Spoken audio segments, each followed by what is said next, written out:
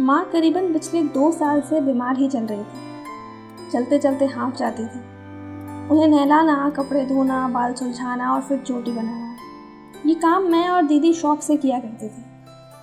रात को उनके पैर दबाना, पेशाब के लिए नया डब्बा रख देना, फिर उन्हीं के पास सोना, ये हमारी मुख्य दिनचर्या थी। फिर एक दिन उन्हें खून की उल्टियाँ हुई। खून देखकर मैं बहुत घबरा गई। मुझसे देखा ही नहीं गया। मैं बाहर चली गई, पर दीदी बहुत हिम्मत से उनकी पीठ थपथपाती रही। उस दिन दीदी ने मुझे एक बात समझाई। स्नेहा, किसी की उल्टी देखकर उबकाई निकल जाए तो अभी तो पूरी इंसान नहीं बनी है। उसके बाद मैंने प्रण किया और मजबूत संकल्प की वजह से अब मुझे मलमूत्र साफ करने में भी कोई शर्म या उबकाई नहीं आती है। मैं धीरे धीरे इंसान बन रही थी शायद। यूं ही वक्त बीतता गया और 2016 की 18 जुलाई आ गई। हमें मालूम हुआ कि उन्हें 3rd स्टेज कैंसर है। रिपोर्ट्स जब घर पर आई तो मुझे किसी ने नहीं बताया। मैंने खुद ही जाके उसे पढ़ना शुरू किया। मुश्किल शब्दों को गूगल किया और समझ में आया कि माँ को थ्रोट कैंसर है। काटो तो खून नहीं। पिताजी और डॉक्टर ने सख्त हिदायत दी कि ये बात माँ को नहीं बतानी है। अगले दिन यानी कि 19 जुलाई को हमेशा की तरह मैंने माँ को जगाया, खाली पेट की दवाई दी, गर्म पानी लगाया, नहलाया, चोटी बनाई, खाना खिलाया, दवाई दी। ये सब काम करते हुए आंखें रह रह कर भर रही थी। माँ ने बार बार पूछा, क्या हुआ है गुड्डू? तेरी माँ ने फिर डांटा क्या? रुक, मैं उसे बताती हूँ। आँख में कचरा चला गया है माँ, मैं बार बार यही कहकर टाल रही थी। अगला 1 महीना यूं ही बीता। माँ का भोजन और हमारा जीवन नीरस होता गया।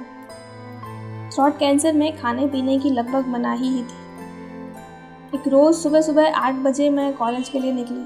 मेरा नियम था, जब भी घर से बाहर जाती तो माँ को प्रणाम करके ही जाती और स्कूटी की चाबी भी उन्हीं के कमरे में टांगती कि गलती से प्रणाम करना भूल न जाऊँ। उस दिन भी मैं चाबी लेने गई उनके कमरे में। प्रणाम करके उठी तो उन्होंने गले से लगा लिया। आज तो बड़ी सुंदर लग रही है गुड्डू। अच्छा सुन, आते हुए ढोकला लेकर आना और फलाना फलाना दुकान से। गाल चूमते हुए उन्होंने बड़े ही प्यार से कहा। मैं धर्म संकट में फंस गई। उन्हें मना कर नहीं सकती और ढोकला उन्हें खिला नहीं सकती। उन्हें पूरे दिन में सिर्फ आधी रोटी खाने की इजाज़त थी और बाहर का खाना, वो भी ढोकला, उनके डाइट चार्ट में दूर दूर तक कहीं नहीं था। मैंने ना हाँ कहा ना कहा। मैं ऐसे ही चली आई। कॉलेज ख़त्म करके जब घर आने लगी तो वो बात फिर से याद आ गई। पुत्री धर्म कहता है कि लेकर जाना चाहिए, पर सेवा धर्म कहता है कि नहीं लेकर जाना चाहिए। माँ ने ये भी कहा था कि मैं सिर्फ एक ही खाऊंगी, बाकी तू खा लेना और हम किसी को ये बात नहीं बताएंगे गुड्डू। बुढ़ापे में उनकी प्यारी सी ख्वाहिश को मैं कैसे ना पूरी करूँ समझ नहीं आया। दिल और दिमाग के द्वंद्व में दिमाग विजयी हुआ और मैंने नहीं खरीदा।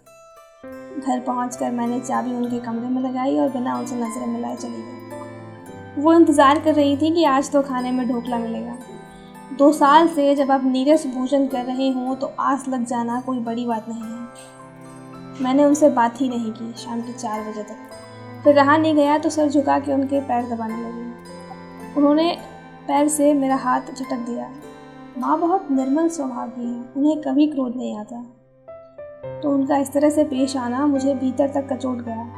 मेरी आंख से आंसू बहने लगे। कुछ देर तो उन्होंने कुछ नहीं कहा, फिर उठकर मेरे माथे पर हाथ रखा और कहा, गुड्डू सुन, तुझे आज एक कहानी सुनाती हूँ। एक घर में एक सास और बहू रहते थे। दोपहर में जब खाना खा लेते तो एक बिल्ली रोज उनकी रसोई में आती और छाछ पीकर जाती। बहू भी उसके लिए निकाल कर छाछ एक मटकी में रख देती थी। उसका ये रोज का काम था। एक बार बहू अपने मायके चली गई तो उस दोपहर भी वो बिल्ली आई और उसने मटके से कपड़ा हटाया और देखा कि मटका खाली है। बिल्ली ने जो ही देखा उसने दम तोड़ दिया। तू बता गुड्डू, उसने दम क्यों तोड़ दिया?